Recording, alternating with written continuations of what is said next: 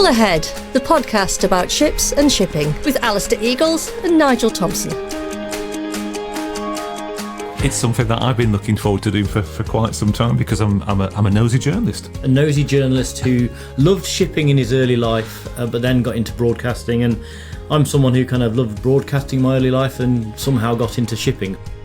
Well, for this special edition of Full Ahead, I've come to a city that maybe like no other is linked intrinsically to the world of ships and shipping, Liverpool. I've come to Liverpool John Moores University. The event is the Mersey Maritime Innovation Summit. Well, today was a chance to meet some of those involved at the sharp end of shipping.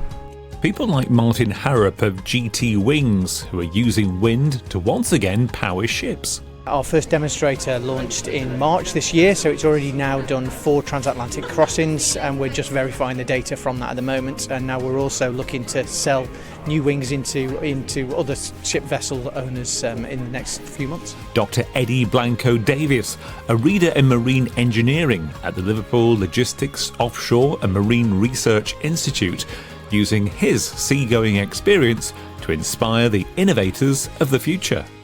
It was a very enriching time when I was in the industry. I understand the industry very well, but I also had to start to understand the world of academia and applied science, because it's not the same thing of looking at it through a publication, a paper, or even some lab tests, and taking that to a full demonstrator, a full application on a ship or a shipyard or a port, for example. Ben McAlinden of the Royal Academy of Engineering. We support anything across engineering and innovation, but maritime and shipping, especially alongside our new hub in Liverpool City Region, is a really important sector for us. And John Whaling, Innovation Lead for Liverpool City Region. The beauty that comes with that long-standing running at this is the closeness of relationships, collaboration, partnership, trust, which of course makes it easier to get stuff done.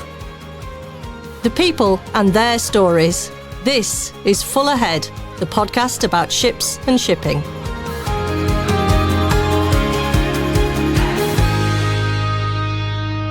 We'll hear more from all of them later.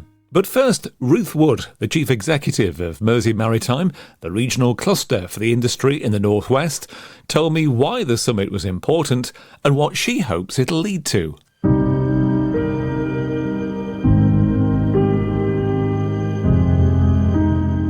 The purpose of today was part of our Maritime Cluster Development Fund programme, which is funded by the Department for Transport, and we chose to focus that project on maritime innovation in the Liverpool City Region. So this is one of a number of events that we deliver through the project, but linking in with the Liverpool City Region Combined Authority Innovation Fortnight, we wanted to deliver a programme specifically looking at maritime innovation. So bringing together some key members, the industry voice, academia and local government and wider stakeholders in terms of work that is underway in the city region, innovation projects that are underway, but equally future opportunities and how through collaboration and working together we can really push the maritime innovation agenda in the city region. We do have a really rich maritime history within the Liverpool City region, but we still have a really thriving maritime community today. And equally with some of the opportunities or challenges that the sector faces with regards to decarbonisation, digitalisation and the skills agenda, actually there's a lot of passion within the sector to address that, and it also ties into the wider city region aspirations to deliver growth, to increase productivity as well. So from our perspective, we're in a really strong position with the infrastructure, with the assets, with the expertise that we have already in place to really build on that momentum. I'm just trying to think what your role is like in Mersey Maritime, and I'm sorry about this if it's not right, but the best I can call it is it's like a dating agency. Because there are thank goodness you laughed. We're the Cilla Black of the maritime world. You know, Mersey Maritime was created 20 years ago to bring together what was seen as a disjointed sector in the Liverpool City region, with the ethos of Stronger Together, and that remains very much at the core of what we do. So we're a regional cluster organisation, we're a membership organisation, but our role is to collaborate, to act as a conduit, to join the dots, bring people together, but ultimately to build relationships. And that's really, I think, critical to our success, and working with people that also aspire to that. So our mission is about creating growth and jobs in the sector with a primary focus on the Liverpool City Region, but equally that spans right the way across the Northwest. Many of the businesses we work with are national, are international, but it's with that same commitment of wanting to see that growth potential for the maritime sector. My co-presenter on this podcast, Alistair Eagles, who sadly can't be here today, says hello. But if he was here, he'd be saying exactly the same that you just been saying. That when it comes to things like jobs, innovation, there isn't the kind of it's in my bucket, I'm going to do this. There isn't kind of the kind of preciousness that there is perhaps in other industries, because if each can benefit, the sector as a whole will thrive. If they don't, then the sector as a whole will not thrive. And is that your kind of ethos? Is that what you're thinking? Absolutely. There's a lot of shared learning, best practice. Equally, when things go wrong, why have somebody go through the painful process if there's lessons that can be shared from others? And I think that's really, really important. We were all facing many of the same challenges, so why wouldn't we come together to address those? Not only does it mean that we can maximise the resource, but we can equally maximise the funding that perhaps is available by doing things collaboratively and together. What's on the horizon? Because I'm sort of detecting from talking to people here this morning, there's a lot of things that are going to make them a bit worried. Obviously, emissions is going to be, I think, on for the next, till 2050. Maybe even then there's a chance that it might not be achieved. Let's hope it is. But things like recruitment, investment, government decisions. There's a whole kind of like a swirl of, of questions that people have. What's on your mind? When you go home after this and you're thinking, right, what do we need to do next? What are you thinking? All of those things that you've mentioned. I think obviously the last couple of years, from a political perspective, on a global platform, there's been a huge level of uncertainty. So for businesses that are looking to make significant investments with regards to decarbonisation, it's been an uncertain kind of market, which then means making those investments and getting that commitment is challenging. There might be the aspiration to want to move to that, towards net zero, but where that significant investment is needed, that can obviously be quite challenging for many organisations. We are an island nation. 95% of our trade comes via our ports, yet a huge number of people don't understand or appreciate global supply chain, and within the Liverpool City Region we've got a vast number of jobs and opportunities that are available, but they're not necessarily at the forefront of young people's minds because they don't understand the world of maritime and they don't understand supply chain, and that's an education piece that not only locally but nationally we really need to work on, because from my perspective there is huge potential in terms of jobs, the jobs that exist now, but the jobs of tomorrow as well. Maritime salaries are higher than the national average. It can be a career for life. It can take you across the world. So why wouldn't you? And it's not necessarily those traditional roles that you might have once thought of with regards to maritime. There are a vast number of jobs. The focus on diversity, equity and inclusion within the sector and making it more inclusive for all is really, really important. I think showcasing those different career pathways that are right from apprenticeships all the way up, and how you could actually transfer from a different career into maritime. It's all of the support service roles as well, not just obviously about seafaring or port operatives and things like that. You can be a marketeer, you can work in finance, and there are lots of opportunities that exist. Well, today's sort of an insight for me, so thank you for that. And also, you mentioned about trying to highlight shipping and maritime issues. I mean, that's the whole aim of this podcast. So thanks for talking to us about that. Just finally, we're asking everyone who appears in the podcast this: why did you get into this industry? I think I've talked about this previously with some of our members in different events. I generally found in maritime there are two types of people. The first being people that have wanted a career in maritime, and perhaps it's generational, so their dad, their granddad or others have been part of the sector, and it's been a long tradition in terms of seafaring or working on the docks or what have you, or there are people that fall into the sector. I am that second part. I fell into the sector. I was working at Mersey Docks and Harbour Company, now Peel Ports, and if I'm honest, and again I've thought about this quite openly, I didn't like it to start off with. I just moved from London and it was like being in a time warp, but I then very quickly fell in love with the sector in terms of the diversity, the people, all of the opportunities that exist. And I think once you have your eyes open to the world of maritime and supply chain, and you have that understanding and appreciation of its size and its scale and the vast amount of opportunities, I think it's really, really hard to move away from. So yeah, I didn't plan a career in maritime. It wasn't something that I expected, but from joining Peel Ports in 2009, my career has been in maritime, and at the moment I couldn't see it being in anything else. This is Full Ahead. Ruth Wood, the Chief Exec of Mersey Maritime. So, with innovation as the theme of the event, for Martin Harrop of GT Wings, it was a chance to give an update on a project which is already at sea.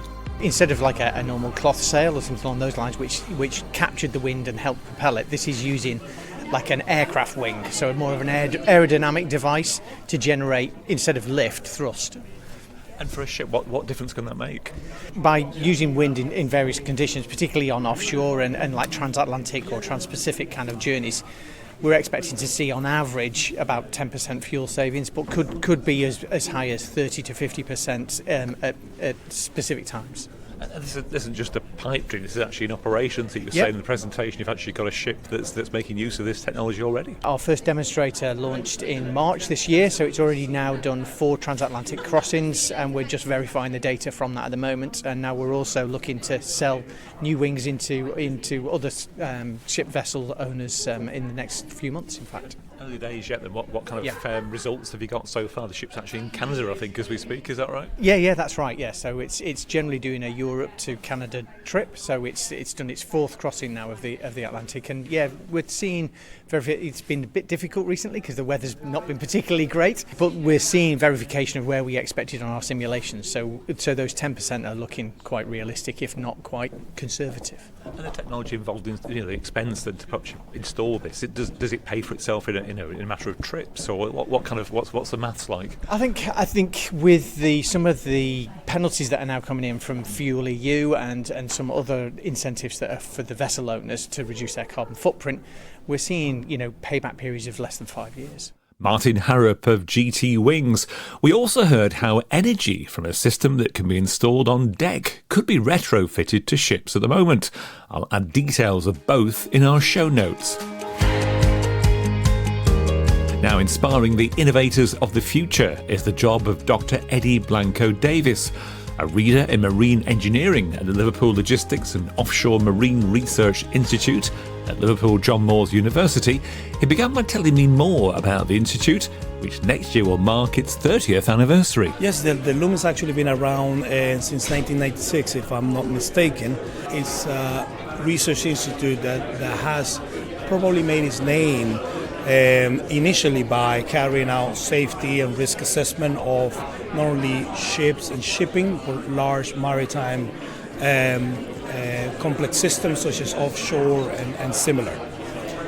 We have since expanded to other different research foci, and we are looking now into, similarly to other research institutes in the country and internationally, we are looking into alternative energies.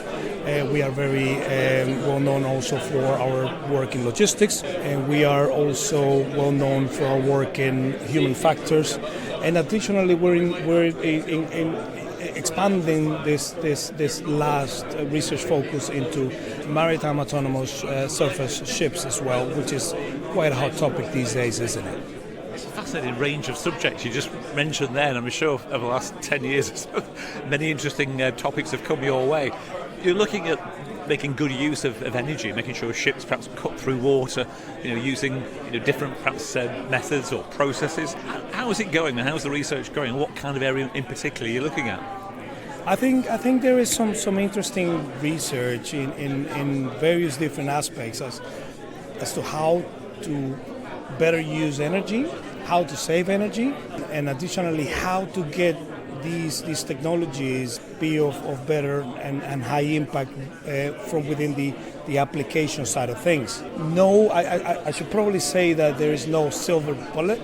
So, and possibly this is the reason why there are a lot of different sort of research trends into different things.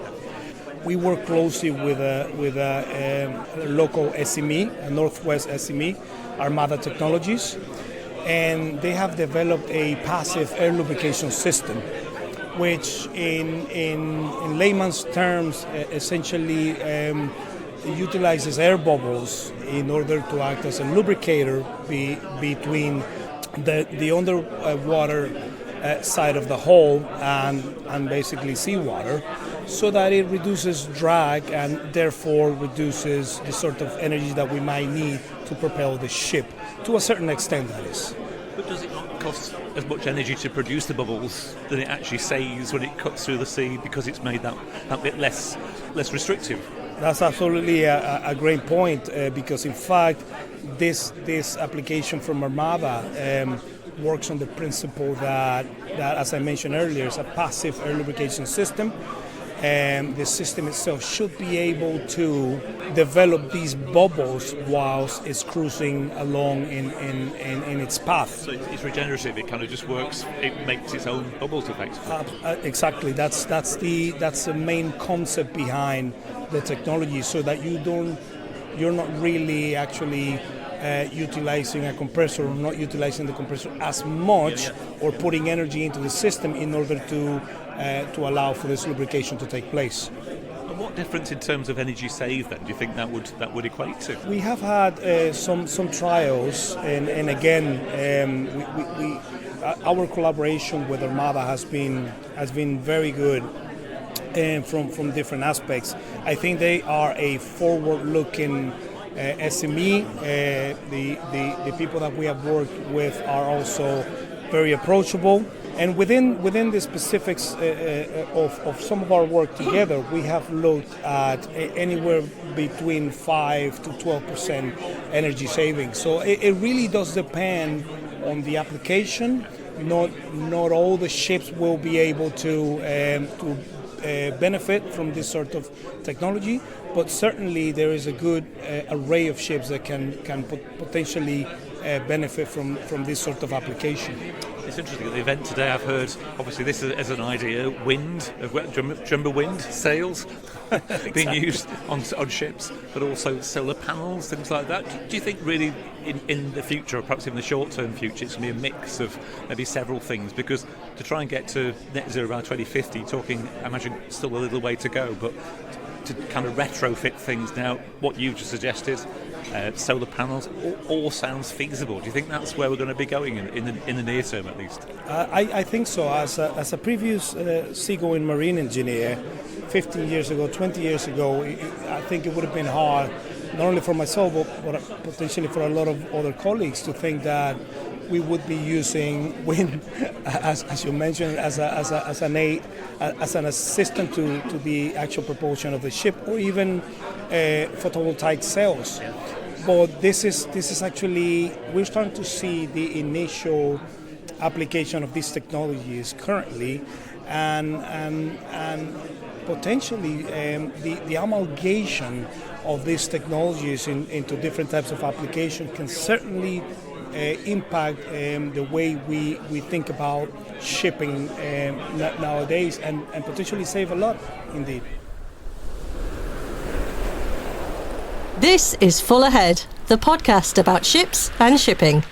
Also looking to inspire engineers and create collaborations is the Royal Academy of Engineering. The charity are about to open a new hub in Liverpool. So what's the aim? The Academy's Ben McAlinden explained. So our Enterprise Hub is all about supporting entrepreneurs and innovators in engineering. So we support individuals as founders, people with groundbreaking innovations based on engineering concepts or science, and we help them to commercialise those innovations. So we help them to turn those innovations into disruptive spin-outs, startups and scale-ups. And we do that right across engineering and technology. So anything that has original innovation within the business, so a key invention that hasn't been done, it's novel and it has a positive impact on the world. As long as we meet that criteria, we support anything across engineering and innovation. But maritime and shipping, especially alongside our new hub in Liverpool City Region, is a really important sector for us. Because you were saying things like, obviously, emissions is a big talking point, not just in maritime, but across all sectors, but especially in this part of the world and in this audience as well. I know there's people here talking about using wind power again on ships. So is this the kind of area you want to get into to really, offer, I guess, two things really, the kind of expertise that your members have, you're a charity, as you say, but also linking perhaps people up with people who have got problems, who are trying to reduce emissions and trying to go green, but not really sure and don't perhaps have the money to do that. Sustainability is kind of front and centre of our strategy as the Royal Academy of Engineering. We're all about engineering better lives. That underpins everything we do. And climate change, sustainability challenges around the world, solutions to that kind of problem space are really the sort of things that we want to support. In terms of the type of people, the type of founders we support, it's typically quite technical people that have an innovation. They may be coming from academia, they may be working in an SME, they may be actually starting up off their own back based on an original piece of innovation they've developed. But typically it's quite technical people, and we'll help them build their business skills, their business knowledge, how to kind of grow and scale a company and ultimately realise its potential impact. Do you think this area is missing out? Yeah, definitely. And look, I think support for innovation is really, really important. We're a London-based organisation. I actually spent most of my working life so far in London, working for the Academy for the past 6 years, and I moved up to the northwest a couple of years ago, and I've been on the ground here for the Academy in a professional role for the last year. And honestly, the difference between the levels of innovation support between the southeast and the rest of the country are really quite vast, and that's something we all hear about, and it does take actually kind of experiencing the realities in different regions to actually understand like the impact of that.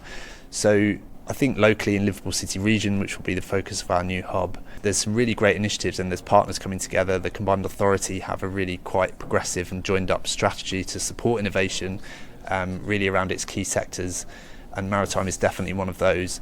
But still, I think there's a lot more to be done to develop and distribute and bolster that support for innovation and help kind of innovations grow and develop and ultimately positively impact the world. This is Full Ahead, the podcast about ships and shipping. Well, the vibe from the event was certainly positive. And for me, it was interesting just how much innovation there is, not just in shipping, but across the Northwest.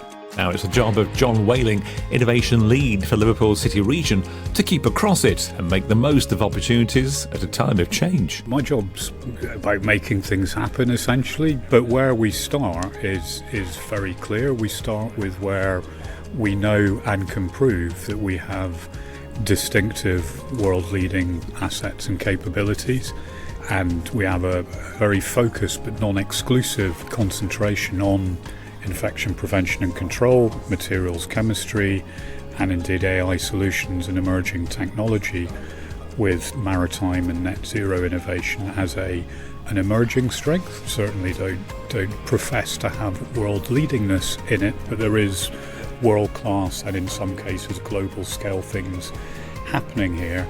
I guess the other point about focus is those things aren't silos. It's when there's cross-fertilization across areas of expertise and excellence, be it in research or industry, that the magic happens, and that's part of the opportunity for maritime, is how do you apply materials chemistry expertise to the hulls of vessels or decarbonisation. The Irish Sea Rim Innovation Investment Zone concept is doing that at a higher macro scale. The beauty of it from a Liverpool City Region point of view is we are de facto geographically at the nucleus of it, as well as the prospect of of collaborating with the best elsewhere, bringing our world-leading capabilities to bear and to multiply with the distinctive specialisms from elsewhere. Clearly there's already a green shipping corridor between Liverpool